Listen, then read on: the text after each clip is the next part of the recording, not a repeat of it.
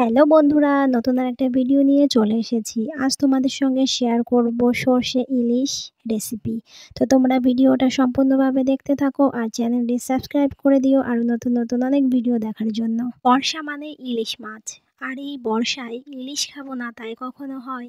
আর সর্ষে ইলিশ কার কার না পছন্দ, আমার তো খুবই পছন্দের। তো তোমরা কমেন্টে জানিও তোমাদের ইলিশ মাছ খেতে কাদের কাদের ভালো লাগে। বাজারে থেকে দুটো ইলিশ মাছ কিনে এনেছি, তো পিসগুলো দেখো এরকম হয়েছে।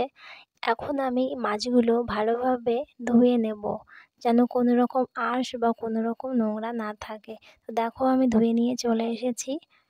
ইলিশ মাছ অনেকেই অনেক রকমভাবে রান্না করে খেতে পছন্দ করে, তবে আজকে তোমাদের সঙ্গে ইলিশের যে রেসিপিটা শেয়ার করব, এইরকমভাবে ইলিশ রান্না করে খেতে দারুণ টেস্ট। তারপর মাছগুলো ভালোভাবে ধুয়ে নিয়ে পরিমাণ মতো লবণ আর হলুদ মাখিয়ে 10 মিনিটের জন্য রেখে দেব।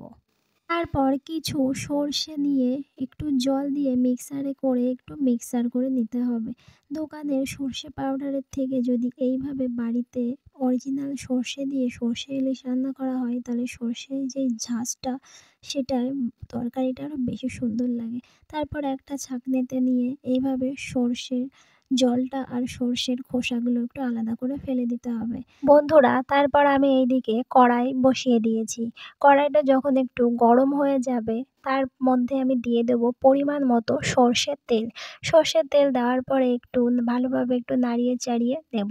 তারপর তেল যখন একটু গরম হয়ে যাবে, গরম তেলের মধ্যে দিয়ে দেব কিছু পরিমাণ গোটা জিরে।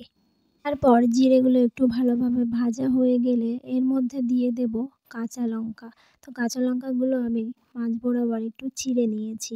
তো তোমরা যারা একটু বেশি ঝাল ঝাল পছন্দ করো, তাহলে তারা লঙ্কার পরিমাণটা একটু বেশি করে দেবে। আর জিরে আর সর্ষেটা ভালোভাবে ভাজা হয়ে গেলে এর মধ্যে দিয়ে দেব সর্ষের ওই পেস্ট করা জলটা।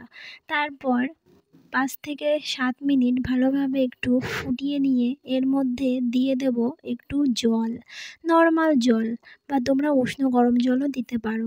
তো তোমরা যেরকম একটু ঝোল পছন্দ করো বা একটু গ্রেভি গ্রেভি পছন্দ করো, তাহলে জলের পরিমাণটা তোমরা সেইভাবে দেবে। আর এতে দিয়ে দেবো 1 চামচ মতো সর্ষের তেল আর পরিমাণ মতো লবণ আর পরিমাণ মতো হলুদ। এবার ভালোভাবে একটু নাড়িয়ে নেব। তারপর 5 মিনিট মতো ফুটিয়ে নিতে হবে। তো দেখো জলটা কীরকমভাবে ফুটছে। বন্ধুরা, তোমরা তো অনেকেই সর্ষে ইলিশ রান্না করার সময় ঢেকে দিয়ে রান্না করো, তবে তোমরা যদি এইভাবে রান্না করো না ঢেকে দিয়ে, তাহলে দেখবে যে টেস্টটা হবে না, বাড়ির সবাই একদম চেটেপুটে খাবে, বাচ্চা থেকে বয়স্ক সবাই। তারপর জলটা 5 মিনিট মতো ফুটিয়ে নিয়ে মাছগুলো এক এক করে দিয়ে দেব। তো মাছ দেওয়ার পরে বেশি নাড়াচাড়া করবে না, তাহলে মাছ ভেঙে যাওয়ার সম্ভাবনা থাকে। আর ইলিশ মাছ রান্নার শেষে গোটা গোটা দেখতেও যেমন ভালো লাগে, খেতেও কিন্তু ভালো লাগে। ভেঙে গেলে অবশ্য ওটা দেখতে ভালো লাগে না। তাই বেশি নাড়াচাড়া না করে 10 মিনিট মতো এরকমভাবে ফুটিয়ে নেবে।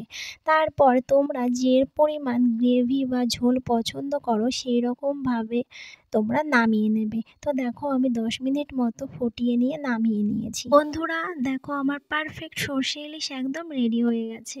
তোমরা দেখেই বুঝতে পারছো কতটা সুন্দর লাগছে দেখতে, তাহলে কতটা খেতেও সুন্দর লাগবে। তোমরা বাড়িতেও এইভাবে সর্ষে ইলিশ ট্রাই করো।